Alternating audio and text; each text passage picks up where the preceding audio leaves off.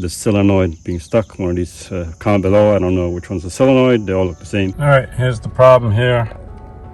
I have a VSC off engine check light and a 4x4 low flashing.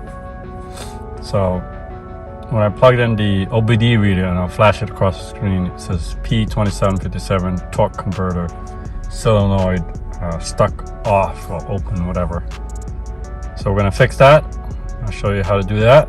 We'll clear the code and hopefully that does the trick. It will cost anywhere from $1,700 to $3,500 to get this done if you have a garage do it. I'll flash it across the screen, and I've matched it with my friends that it's a mechanic that it'll cost about that much to do this job. So hopefully you can save some money and watch this video to the end, see if this will do it for your truck. This is the 2007 Toyota Tundra 4.7 SR5. All right, keep watching. All right, here's the parts you're gonna need to do the area code reset. So I went with the automatic transmission fluid WS. Comment below what WS stands for in the comment section. I figured I'd go with the Toyota brand rather than the aftermarket brand from your local automotive store. And then I got this valve body from eBay from a guy in New York. Shout out to him. I'll leave the link in the description below. And the reason I got the valve body because the price of the solenoids would add up to the amount of a new or remanufactured valve body, so I went with that. That's the reason for that.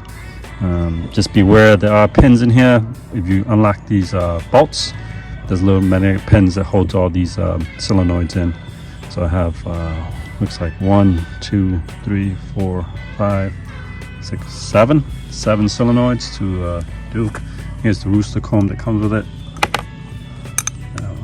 I won't be replacing the valve body, I'm just going to replace the solenoids. So I'm not saying that's the correct way to do it, but that's what I'm going to do, because the reason I bought the valve body because it's way cheaper just to buy the whole thing than to try and buy every single solenoid. Alright, so here's the gasket I got from Toyota. This is the OEM one. And here's the transmission filter with the O-ring that goes here. Don't forget that, because when you underneath the truck, that'll tend to fall off, so you want to put that O-ring back. Let me zoom in on that. That's the part number for that. And then there's, if you notice, there's 20 holes all around, and mine's pretty rusted when I show you my clip. And so I figured just buy a whole 20 set of the new washer with bolt. So that's the part number for that. Again, this was $18 per quart, $17.99 per quart. Not saying you have to use Toyota. I'm not an expert by any means, but that's the reason I want to use something that's genuine or OEM standard for my Toyota truck. This was $3.75 with taxes and shipping and all that stuff. And then the gasket was about, I don't know, 52 bucks.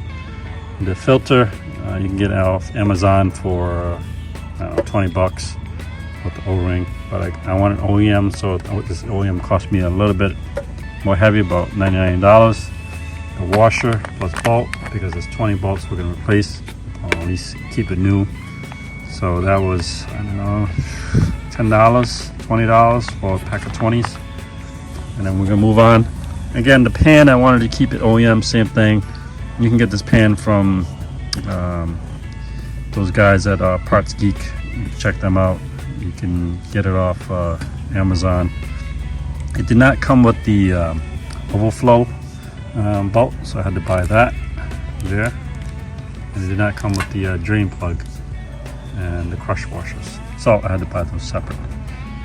And also it didn't come with the 4 magnets. I'm just going to reuse the 4 magnets. So the magnets, so if you get any medical particles that sits in the pan, that'll kind of get stuck to the metal.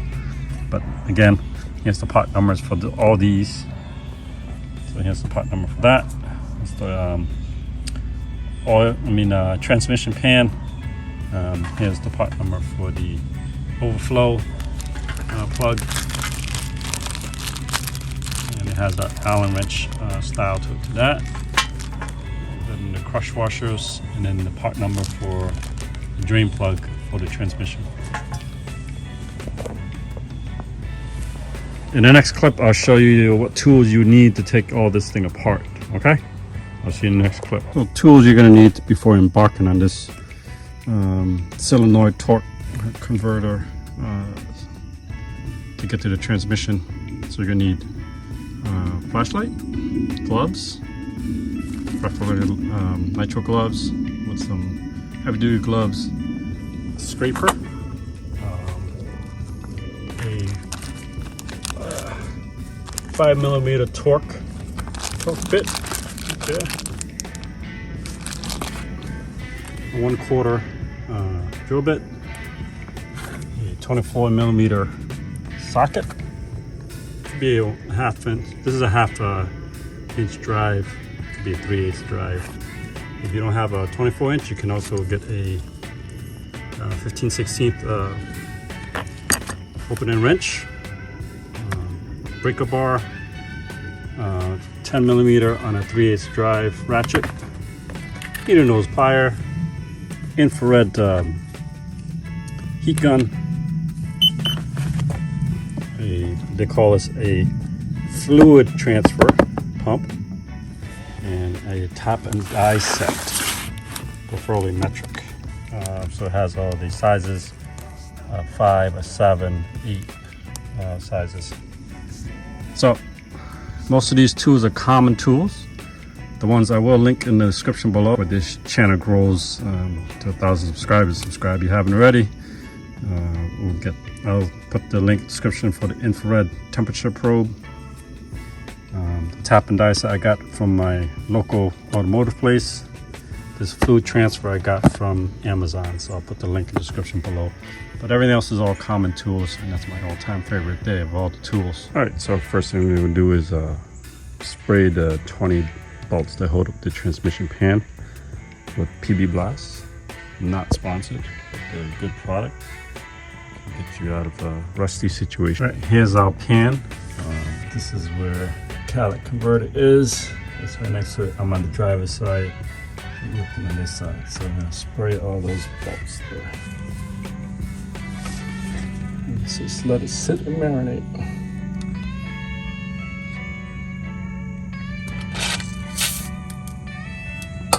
All right, the last one I'll spray is the refill plug, which is that one there.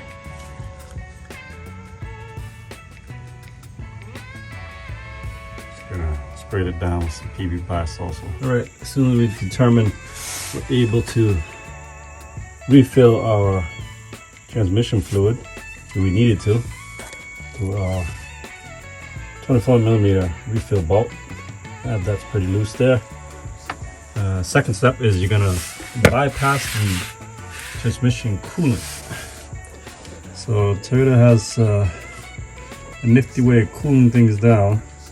Because the transmission fluid heats up, it goes through the coolant, pumps it to the front of the car, returns it, and then have cooled transmission fluid will come back. So what we do is bypass that. We're going to stick a pin in there. All the transmission is not in the coolant. It gets drained back to this pan here. That way it drains straight to the pan rather than go all the way to the front of the car. All right, so we're going to use a 1/16 drill bit to go in those slots right there. Let me zoom in. So one of those slots there. It's going to fit in there. We're going to push in the pin. Push that pin in the middle there. And we're going to slide a little 1/16 drill bit to bypass the pump. Here's what we're going to do. So, maybe come from here, there's a whole bunch of holes, but you can go through any one of these. Sorry, my hand's in the way. And then we'll start taking all these 10mm bolts to hold up this pan. First things first, we're going to drain out the pan, and we'll do 20 of these 10mm bolts. So here's the transmission coolant. This comes all the way from the transmission. The piping is probably down there somewhere. Comes here, gets cooled down, goes back to the transmission pan. So I bought this paint this pail bucket.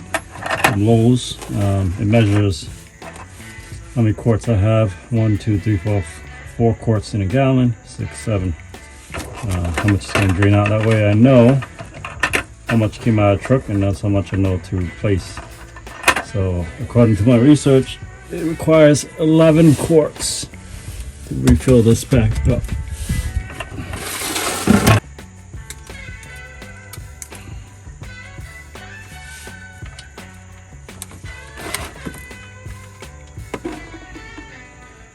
Actually not that bad. Now the new 14mm drain bolt does have a crush washer. And you can see on this old one, there is a crush washer there. It's obviously been crushed. So I recommend hanging on to this. Do your drain, your flushes, and then when you're final tightening, you've done 2 flushes. That's because that's what we're gonna do. Then we'll put the new bolt and washer. So we're gonna reuse this. Yeah, might as well take out the refilled bolt to grab the 24mm, take that out.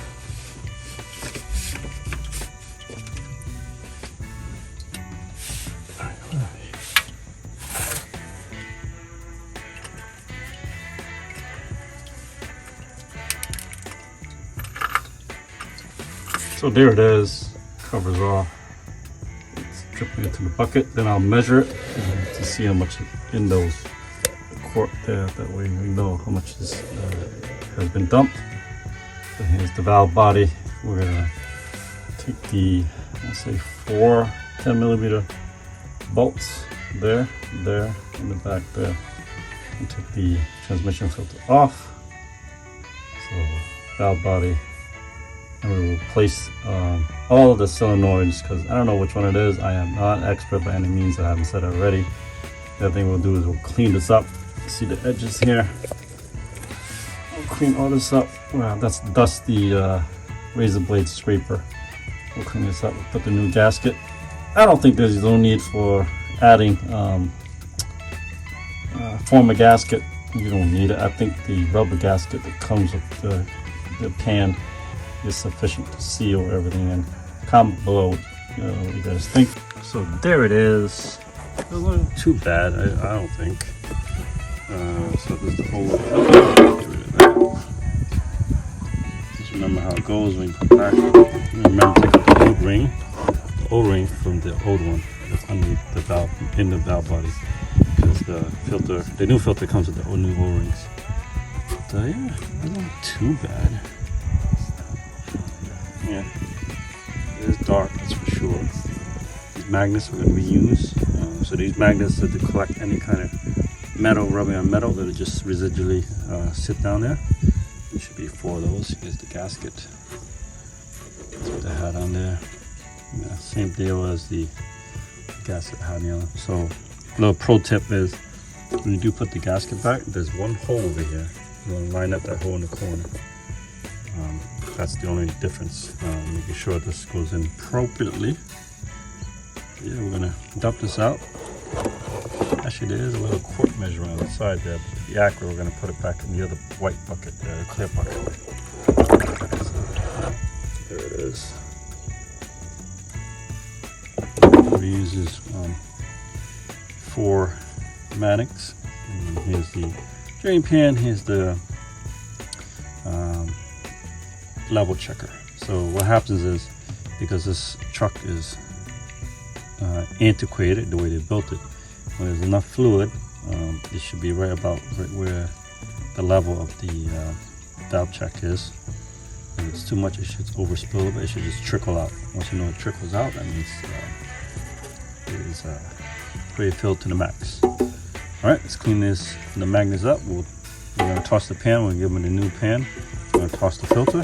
We have a new filter to replace that. We'll measure out how many quarts that we actually took out the transmission. Remind you, there is still fluid inside the truck itself somewhere. We'll put it all back together. We're going to run it, flush it out, have somebody start the car, flush out twice, and then top it back off, and we'll check the valve to make sure it drills out, and then put the new crush washers in and call it a day. So there's 4 quarts. We're going to take out 4 quarts, 4 quarts make a gallon. So we'll dump some of that out when we flush the car through, and we'll replace what we have taken out. Pro tip is when you put these in, they should be facing like that. You can kind of see it, it's tapered a little bit. So when it goes on the bolt, the flat end of this is on the bolt. That way you have that look to it. So to replace the 7 solenoids, so this is a, if you're curious of what kind of transmission you have, it's actually on your door jamb here. So it tells you right here what you have as far as like what transmission you have. So mine's what's that?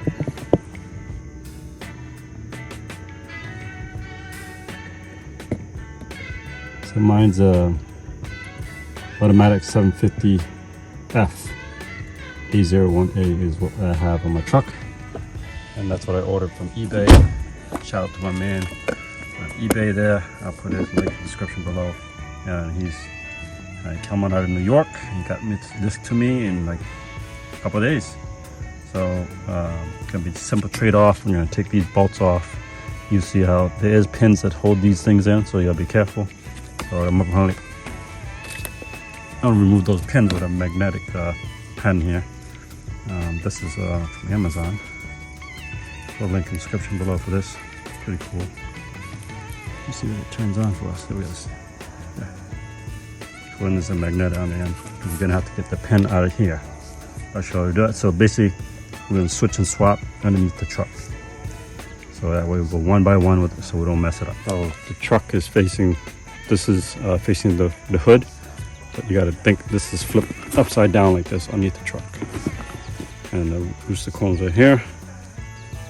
There's a guy that I watched, he replaced the whole valve body. I'm not doing that today. It's just a whole lot of work.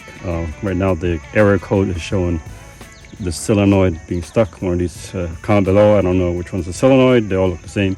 So I'm going to replace all 7. Mind you, these are very expensive from the dealership.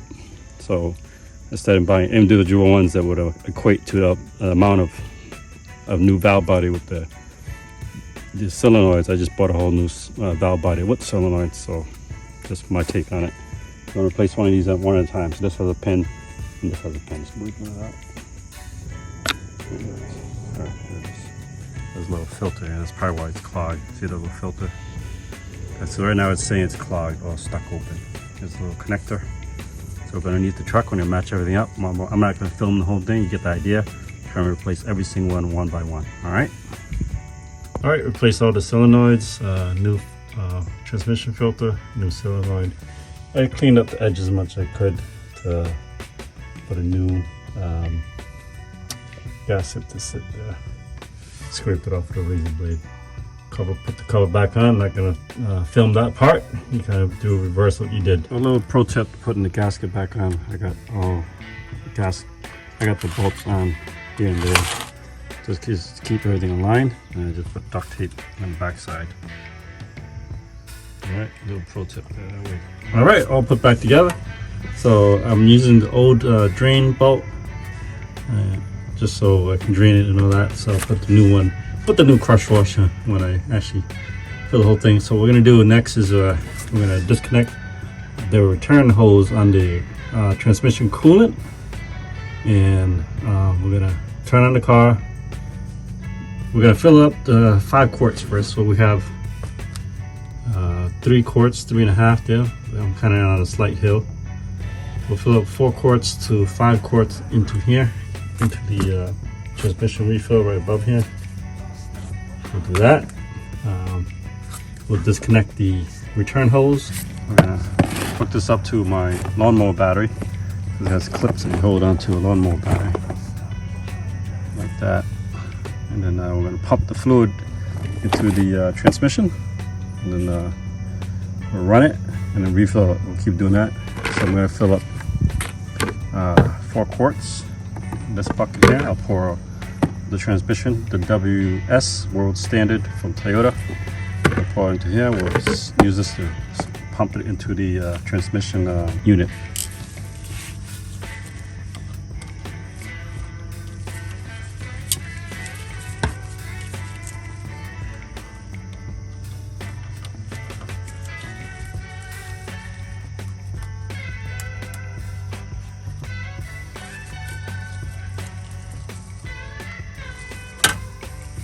All right, so disconnected that. Next is my lawnmower battery. Just turn it on. That should do the trick.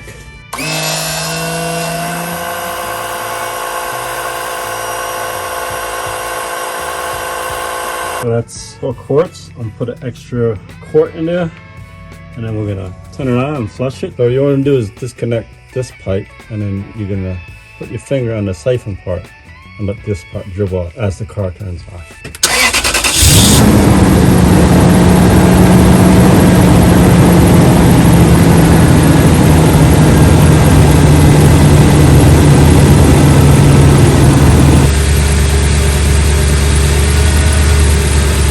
Put it off.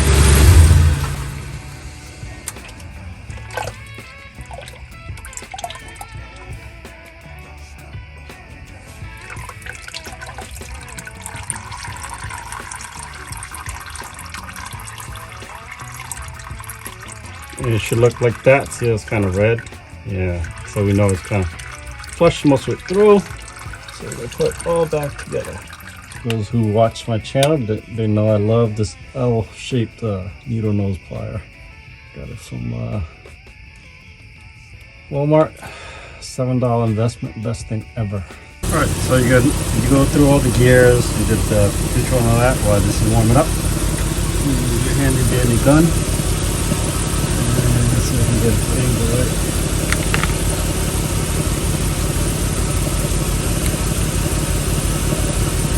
So 105 down here because it's a little bit cooler. Let's check this one over here.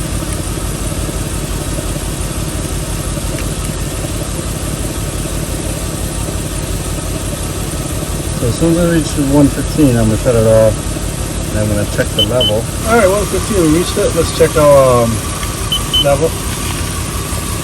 It should be a dribble. I'm gonna take that off. Well, it'll gush out first, and then there'll be a slow dribble.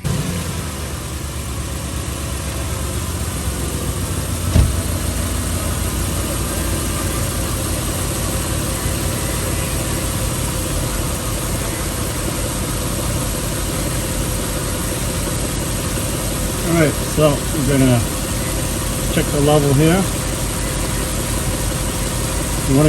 The pro tip is you want to keep the car on as you're checking the level. Open up the 5mm Allen wrench, X wrench, whatever you guys want to call it. If we don't get a dribble, I'll add another half quart because we still got half a quart left. So.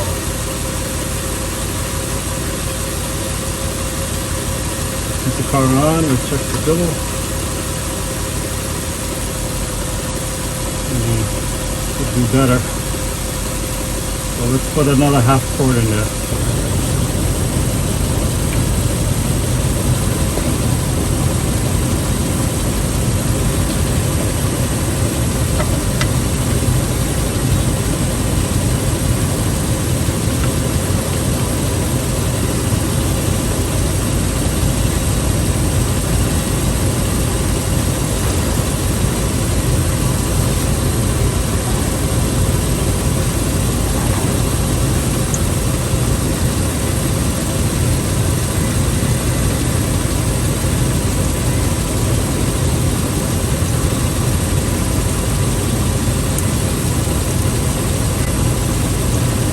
That's it. That's the dribble, guys.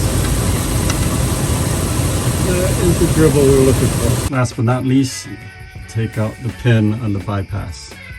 Don't forget that, all right? All right. What I did, I erased the code. I took it for a drive. I went to work, started up, back and forth. So I've been driving this thing around for a while. Let's check the code reader.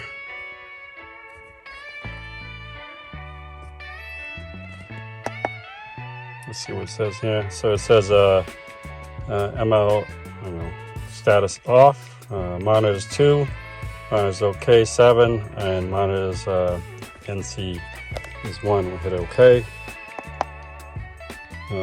So control modules, so we're gonna OK that one. And we'll read the codes. Stored codes, none, good. Pending codes, none, good. and permanent codes. None. Okay. So we'll go one more step, which is the last one. This one here, module. We're gonna hit OK. And read codes. Store codes. No codes. Pending codes. None. Permanent codes. None. Hit escape. Escape. Escape. Yes. Exit this module. Unplug it. All right, looks good.